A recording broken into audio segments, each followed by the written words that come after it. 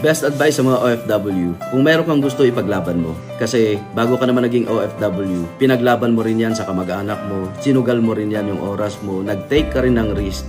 And sometimes, yung mga nagbibigay sa atin ng advice, ito yung mga pinapadalhan natin. And sila pa yung nagle-negative. And sometimes, sila yung sinusunod natin. But sometimes, nakakalimutan natin na sino ba yung nag-take ng risk? Sino ba sumugal? Sino ba yung naglakas ng loob? Diba dapat ikaw yung masusunod? Kasi ikaw ang nag-iisip ng future. Ikaw ang nakakaalam kung anong kaya mong gawin. Ikaw nakakaalam kung anong maganda para sa'yo. So, iwasan mo makinig kahit sino pa yan. Sundin mo yung puso mo. Sundin mo kung sino ikaw. Kasi bakit? Ikaw yung magaling. Ikaw malakas ang loob. Ikaw yung nagtitake ng risk. And isa pa, never ka dapat madala. May mga experience na pangit, okay lang yun. Move on agad. Bakit? Ang importante, sumusubok hanggang makatumbok ng success. Abangan kita.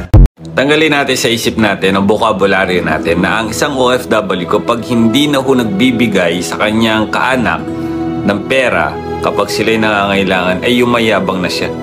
Tandaan niyo po, natututo lang kami kung paano magpahalaga sa aming kinikita. Hindi dahil sa hindi kami nagbibigay sa inyo o hindi na kami nagbibigay madalas sa inyo ay mayayabang na kami. Tandaan niyo po, bilang abroad, bilang OFW, malayo sa pamilya, anything can happen on us. Pwedeng mangyaring masama, pwedeng mangyaring mabuti. So, kapag kami ay nagkasakit, for example, na-aksidente, wala namang ibang tutulong sa amin kundi kami.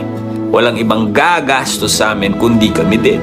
So, kapag ka ang isang OFW ay nagsasabing, I'm sorry, hindi kita pwede mapadalhan kasi may pinag-iipunan ako, hindi yung pagsisungaling, hindi yung pagdadamot, at hindi yung dahilan dahil para sabihin mong may yabang na sila. It's just they have to priority themselves. Maraming salamat.